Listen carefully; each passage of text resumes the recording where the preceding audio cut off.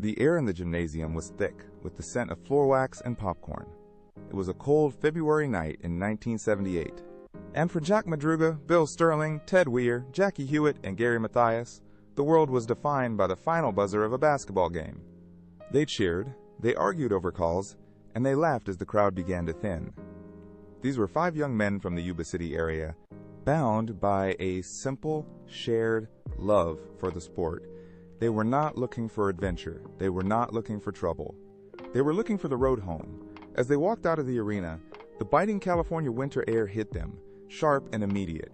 They climbed into their car, the engine turning over with a steady, reliable hum. Inside the cabin, they talked about the game, the drive ahead, and the plans for the weekend. They were visible, they were alive, and they were expected back by their families within hours. The road ahead seemed like any other stretch of pavement. They pulled away, unaware they were driving toward a silence that would last for decades. They stopped at a convenience store in Chico, a brief interruption in the long drive south. The fluorescent lights inside hummed, casting a sterile, flat glow over the aisles. Jack, Bill, Ted, Jackie, and Gary moved through the store, picking out snacks and drinks. It was a mundane, final act of normalcy. The clerk watched them pay, exchange a few words, and walk back out into the night. They were visible, they were alive, and they were expected back. The engine started again, the sound echoing briefly in the parking lot before they pulled back onto the highway. For a time, the road stayed straight. Then, the route shifted. The car turned away from the familiar path toward home, veering into the dark, rising terrain of the Plumas National Forest. The pavement gave way to narrower, winding roads that climbed into the cold. The headlights swept across pine needles and jagged rock faces.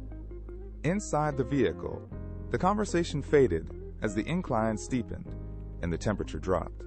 They were miles off their intended route, moving deeper into a landscape that offered no shelter. The darkness outside the windows became absolute, swallowing the beams of the car. Somewhere in that stretch of mountain road, the narrative of their lives fractured. The sun rose over Yuba City, but the 5 young men did not. In their homes, the silence grew heavy. At first, it was just a matter of hours, a delay easily explained by a flat tire or a late-night detour. Mothers checked the clock, pacing the kitchen floor, waiting for the sound of a familiar engine. Then the calls began. One family reached out to another, the questions turning from casual inquiries into sharp, jagged edges of concern. The excuses ran thin. They were not at work. They were not at the usual spots. The realization settled in like a cold draft. Phones became lifelines, gripped until knuckles turned white.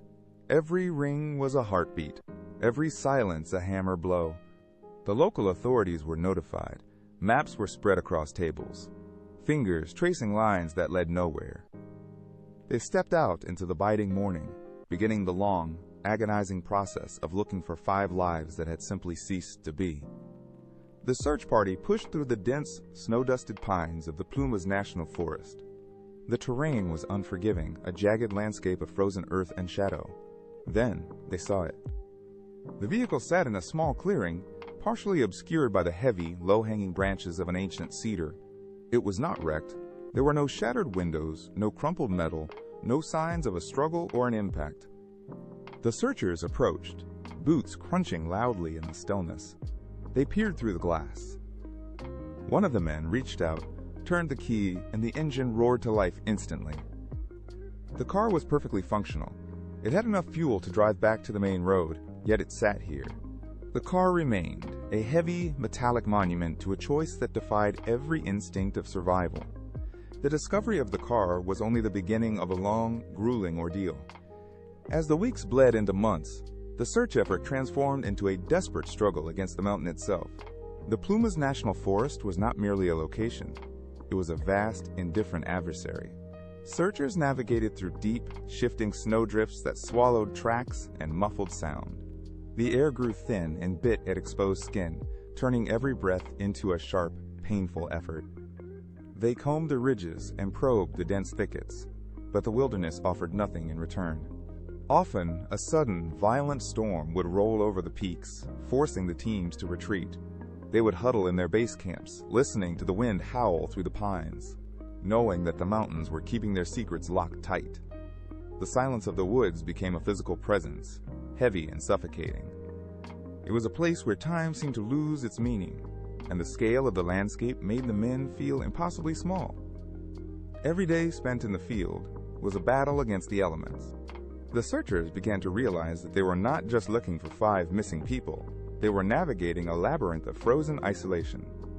The mountains remained impassive, their peaks shrouded in gray mist, refusing to yield even a single clue.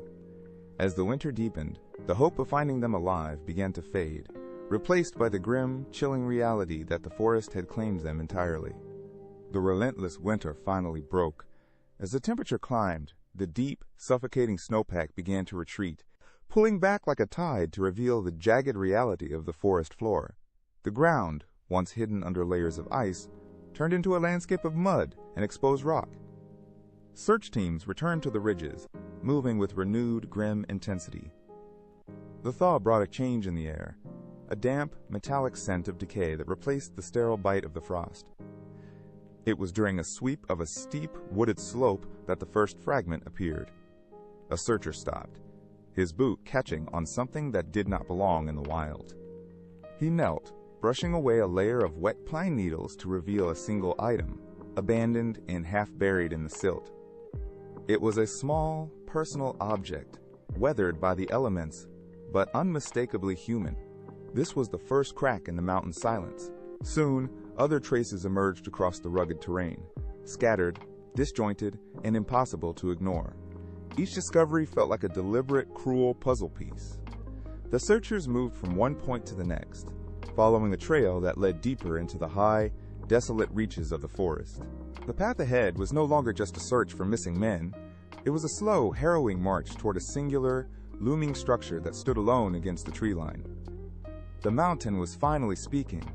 The structure sat perched on a lonely ridge, a metal box dwarfed by the towering pines. It looked abandoned, its exterior weathered by months of biting wind and heavy snow. The search party approached with caution, their boots crunching on the frozen earth. There were no signs of life, no movement behind the small, grime-streaked windows. One of the investigators stepped forward and gripped the rusted handle. It held firm. He braced his shoulder against the door and shoved, the metal frame groaning under the pressure until the lock gave way with a sharp, metallic snap. The door swung open, releasing a stale, trapped pocket of air that smelled of decay and long-settled dust. They stepped inside, flashlights cutting through the gloom. The beam swept over the cramped space, illuminating a scene of profound stillness. In the corner, huddled on the bed, lay the remains of Ted Weir. The investigators froze. The sight was immediate and undeniable. He had not been lost to the elements in the open woods. He had been here, inside this structure, for weeks. The silence in the room was absolute, broken only by the shallow, ragged breathing of the men who had found him. He had perished in the dark, leaving behind a question that hung heavy. The investigators moved deeper into the cramped trailer, their flashlights panning across the interior. The air was thick with the scent of cold metal and stagnant dust. Then, the light caught the pantry. It was stocked. Cans of food, boxes of supplies, and a heater stood ready for use. Everything required to survive the winter was within arm's reach. Yet, none of it had been touched. Ted Weir had been trapped in this space for weeks, slowly fading while surrounded by the means to stay alive. The investigators checked the fuel tank. It was nearly full. They opened the cupboards. The rations were intact. The contradiction was absolute. Why would a man choose to freeze and starve when heat and sustenance were inches away?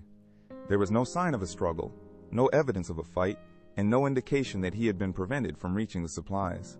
He had simply existed in the dark, watching the resources go unused as his body gave out.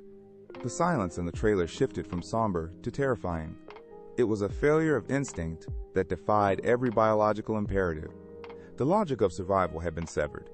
As the investigators stood in the dim light, the reality became clear.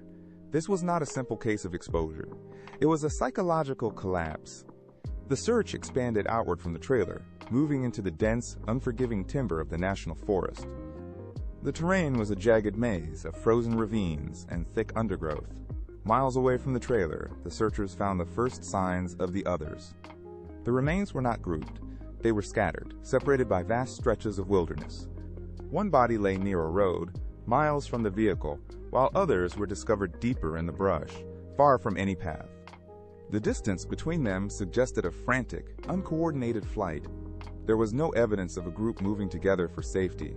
Instead, the landscape revealed a pattern of total fragmentation. Each man had seemingly wandered off into the freezing dark alone, moving away from each other and away from the only shelter they had. The searchers tracked the locations, marking them on maps that showed a chaotic, radial path of destruction. The forest had claimed them one by one, leaving a trail of silence across the mountain slope. The search teams eventually accounted for 4 of the 5 men. The grim tally was complete, yet the map remained incomplete. Gary Mathias was nowhere to be found. Investigators scoured the ravines, turned over every rock, and tracked the perimeter of the forest for months. They found nothing. No remains, no personal effects, not even a footprint in the mud to mark his final path. He had vanished into the mountain terrain, as if the earth itself had opened and closed around him. His absence became a haunting anchor for the entire case.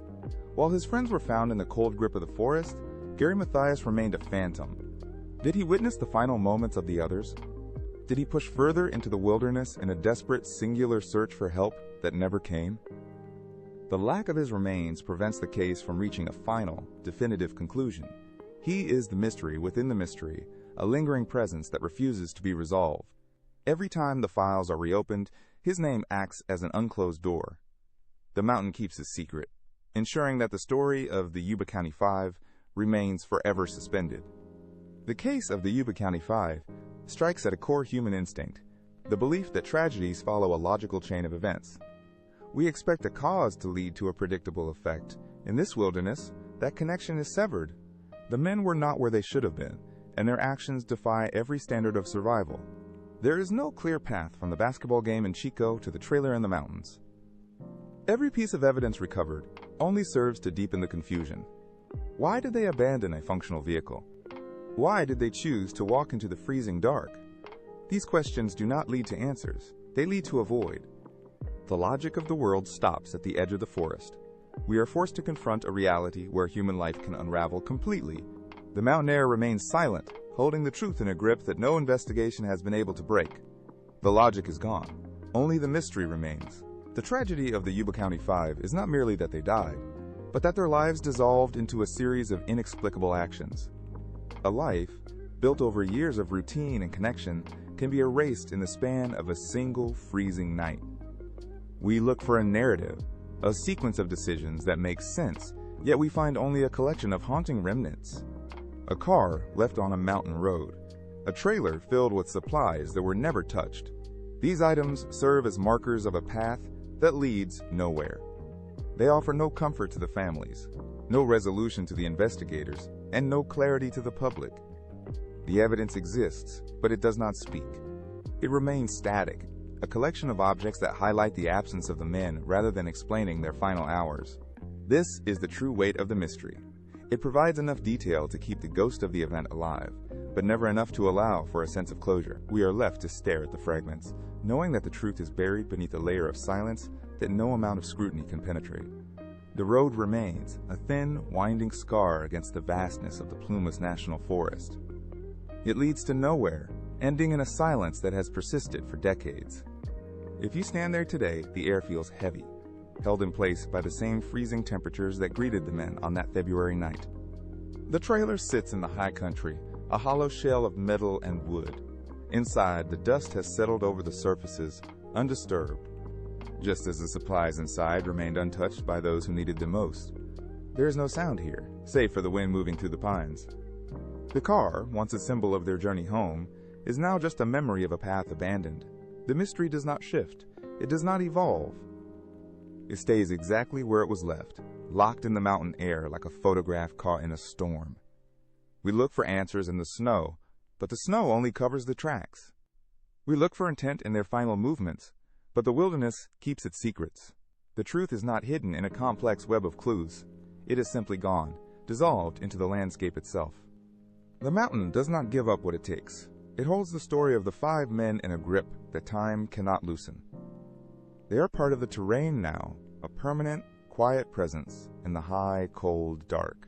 The road ends here, The questions stop here. The truth remains frozen, forever beyond our reach.